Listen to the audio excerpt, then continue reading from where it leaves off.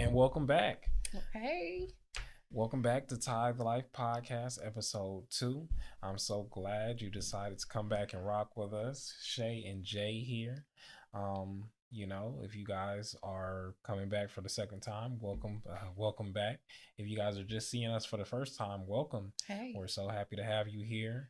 Um, Thank you for coming across us, and we might have some very good and knowledgeable information for you. So stick around. We might have some real gems during this conversation.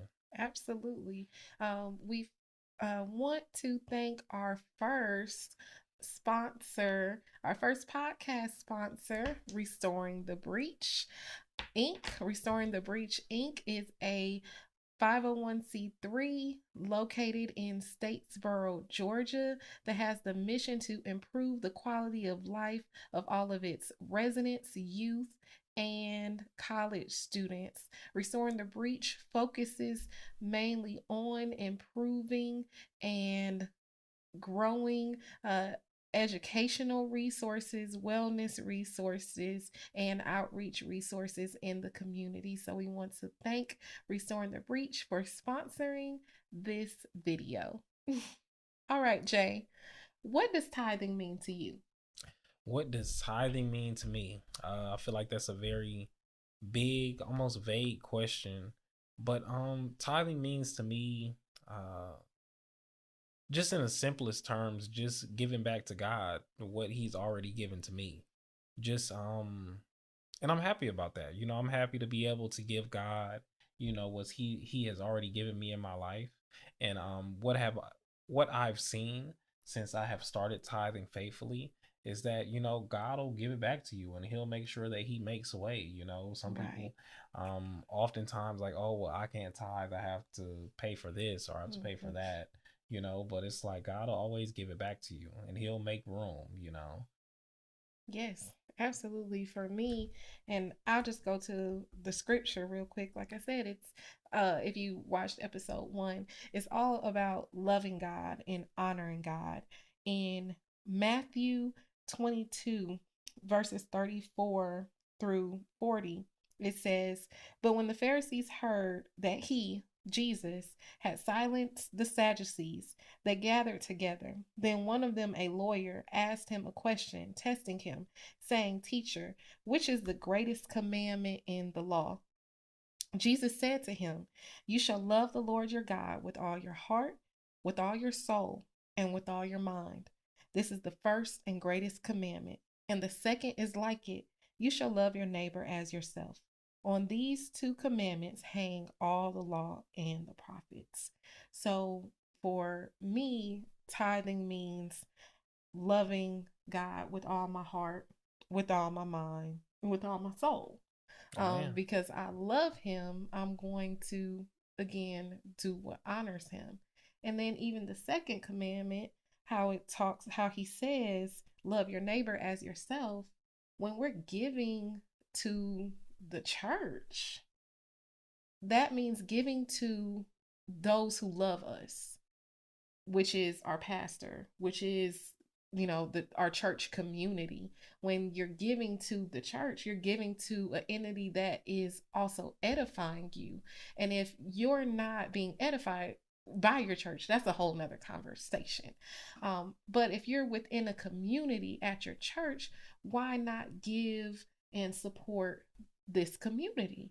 Look at all that your pastor is pouring into you, or if you have small groups, what your small groups are pouring into you. So why not also pour into that entity, and not just with your finances, with your time, or with any other resources that you may have, even sometimes your network or connections that Mm-hmm. you may have, bringing those to help support the church. When something is wrong, the one of the first places that we want to go to is the church. Mm-hmm. But sometimes we think we shouldn't give to the church. But when we need something, we want the church to be Mm-hmm. there. So how are they going to be there if they can't pay their bills? If the church can't pay the light bill, if the church can't pay the water bill, if the church can't pay its mortgage. And that's as a body of believers, that's our responsibility to support the church. And a lot of the times is, we've seen where it's only a few people may tithe. But again, here in our community, encouraging, promoting, uplifting, tithing so that we can support and one first honor God, and then also support this entity, which is our church, that's giving back to us. Yeah, and I feel like that's a lot of things. There is a lot of things that people fail to realize just about the church. And if people have a church home or if they don't, that's Mm-hmm. something you could also get into when you get into that topic. But Mm-hmm. a lot of times people don't realize all the bills and things that come with owning a church, and all the Absolutely. the hardships that churches go through trying to Right. get different buildings, or just trying to get musical artists, or Mm-hmm. guitar players, piano players, Mm-hmm. anything like that. And Right. then having to pay those people just because, you don't have those people in the church, willing to do that for free. Yeah. And just all these different factors that come with being in the church for the experience that you get, Right. and a lot of times, you'll go pay for an experience somewhere else. If you go to a restaurant, the restaurant might have some trash food, Right. but But if you it still have looks to nice, pay. yeah, you're gonna pay for that experience. You're not necessarily paying for, the $10, $20 wings. Right. You're paying to be in this certain experience, Atmosphere. in that atmosphere. Mm-hmm. So I feel like it's the same thing with the church. It's almost like people are so used to getting it for free and just feel like, oh my gosh, but there's nothing free in this world. Mm. So there's a lot of bills and things that the church has, and then they almost offer it to you like, hey, you can give just like God gave us the choice. Right. Because there's always choice in the Right. Bible. You can choose to follow God, or you can choose to go your own way and do your own thing. So just like when you come to church, you can choose to come to church for free, and Mm-hmm. just sit back and experience everything that the others are also experiencing, or you can choose to give. Right. And even if you're not giving a full tithe, you can at least give something. Right. You can Just to, offer something. yeah, Offering. yeah, Yeah. tithes and offerings. Right. That's what it's there for. But it's like, why um do we feel that we can get the God experience for free? You go to the movies and you get that movie experience, but you gonna pay about 14 $15 for that. But you go to the church, you can't give them nothing. Right. I need this for free from God, but when it's come to somebody else, I'll pay if I Right. got to. Right. But if they started charging to get into the church, then they'd be wrong. Exactly. If they charging you at the door like, hey, I need $10, for you even to walk in, for you even to see the praise team, we need about $15. Now then y'all be mad. Right. So why not? Why not give willingly? Mm-hmm. And also the scripture talks about being a cheerful giver. Yeah. Don't give begrudgingly. Don't give and it's or almost feel like you have to. right. Yeah. Right. Give with the right spirit, because that's going to be important too. The spirit that you give in. If you're giving in the wrong spirit, that's, as we talked about in episode 1 with Cain and Abel, that's not acceptable either. Yeah. You want to give to God with a willing heart, with an open heart. As we talk about here in the community, that tithing is an act of worship. Yeah. So choosing, as you talked about, to worship, making the choice, because at the end of the day, even salvation is free will. Jesus died for everyone. Will you accept it? Tithing is available for everyone to do. Will you make the decision to do it? So I wanted to talk about what tithing means to us, going back to some of our earliest memories, maybe with tithing. So what early memories do you have of tithing? I would say probably my absolute earliest memory of tithing we are originally from Los Angeles, California. Hey, LA. What's up, LA? Of course, we're living in Atlanta, Georgia Hmm. now, um, Hey, Atlanta. and the surrounding in the surrounding area. But just going to church in Los Angeles, and my earliest memory of tithing, I can remember our mother um, Hmm. giving me and our brother, dollars as we walked into the church, and just letting us know that when it's tithing offering time, you put your dollar in the basket. Yeah. And that was pretty much it. It wasn't like I knew why the dollar was going in the basket. Hmm. It was just like put the dollar in the basket when the basket come around. That's all. Right. That's it, and that's all. Right. Mm-hmm. So for me, with us being 7 years apart, Mm-hmm. my earliest memory, which I remember putting dollars in the basket too, but actually seeing the word tithe was also at Mm-hmm. the church. And I want to give a quick shout out to Second Baptist Church in Monrovia, California, where I was born and raised and baptized. Hey, everybody at Second Baptist. Okay, real quick, coming back. um, I we had tithing envelopes, tithes and offering envelopes. So it now, like you said, with giving dollars and putting them in the church, my memory is having an envelope that says you write the amount next to what you're giving for. Mm-hmm. So Second Baptist growing up had these envelopes and they said tithe and what amount are you giving for your tithe? Then offering, what amount are you giving for the offering? Then building fund, what amount are you giving to the building fund? Mm-hmm. What other different ministries were you maybe giving to? We had so many different ministries. Even as youth, we had the youth ministry and the ushers ministry, and you had all these options of where you wanted to give to.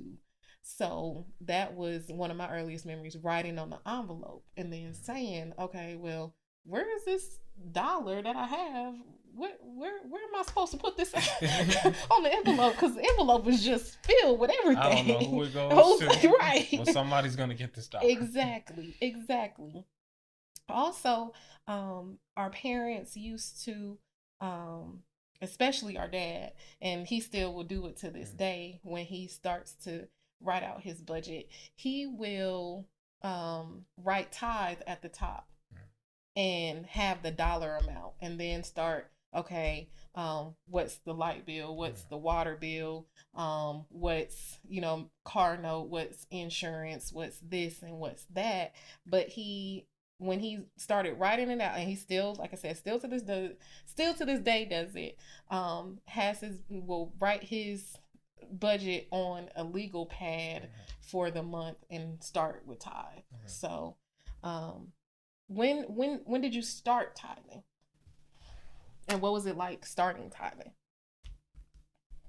I will say I started tithing faithfully, probably about 2 months back, Mm-hmm. really officially.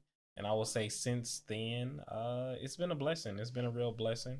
I've always, we grew up in the church, and have always been around the church and in Mm-hmm. church on Sundays, and things like that. But I never, me being 24 years old, just kind of having my first adult job, and you know, getting my own place and things like that, just really stepping into that kind of adult role, just going through that transitional time. It just really made me understand about going to church, finding the church home, Mm-hmm. things like that, things that most people don't talk about. Just when you're growing up, they don't tell you. Nobody can fully prepare you for adulthood. Right. And so I'm still just going through the roads of adulthood, and I feel like that was one of them, was tithing, which was one that I knew about, but I didn't know as much about. So just doing my own research, looking more into it, Mm-hmm. listening to the good pillars in the community. Um, but after I begun tithing, faithfully, I feel like it really just changed me. It just changed my mindset, um, changed my money, my finances, and just changed. The biggest thing is just the mindset. Yeah, absolutely. So it's just about giving to God first, and just knowing that you can, Right. because I feel like most people, just like we talked about in the first episode, have 1,000 reasons for why they can't. And really never sit down and say, hey, I can do this, and Mm-hmm. I'll be blessed for doing this. And it's just because we live in such a kind of risk reward type of society. Mm-hmm. It's like, if I give this full tithe to the church, I want to know, that I'm gonna get it back in the next two. If I give you $100 right now, I need to know you're gonna give me my $100 back next week, or I'm gonna be blowing up your phone looking for my $100. But it's not like that with God. It's You have not. to be patient. You have to wait on God, and you know, um, we are not supposed to store treasures here on this earth. That's absolutely right. So That's the even if it word.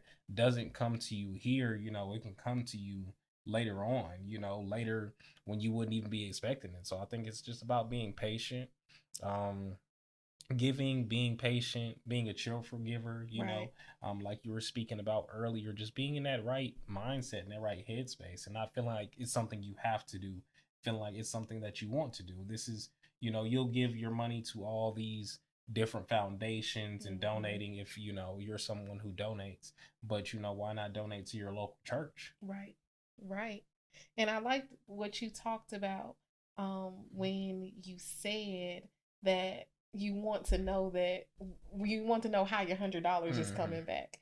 And even though our foundational verse talks about tithing and receiving a blessing, like giving God your first fruits so you receive that blessing may not come in the same form that you gave God your first fruits Mm-hmm. in. So just like you were talking about, if I give God $100, if I tithe $100, that doesn't necessarily mean my blessing is going to be a hundred Mm-hmm. dollars back.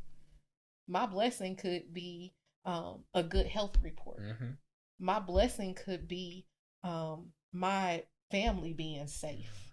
My blessing could be, and this is the greatest blessing that God continues to do for me, is keeping my mind stayed on Him in the right place with everything that we have going on in society, not losing my mind. Yeah, because it's easy to lose your mind these days with the countless things going Going on. on. And God can has I wake up and I am in a right mind.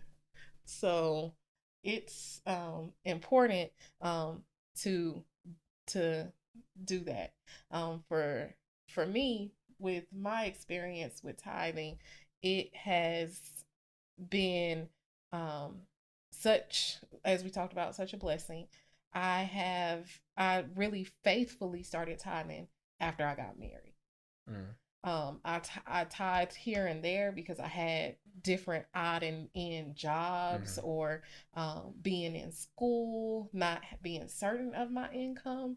So after I got married, we found a Mm-hmm. church home together, and then faithfully began to tithe there, and have been tithing ever since. And it has Amen. been such a blessing. And we'll get more into it.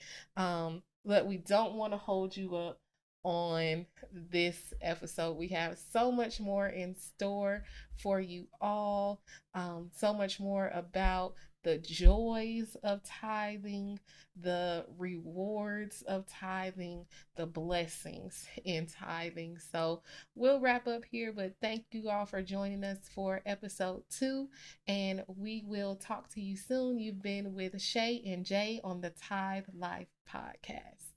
Amen. Thanks for seeing us. Amen.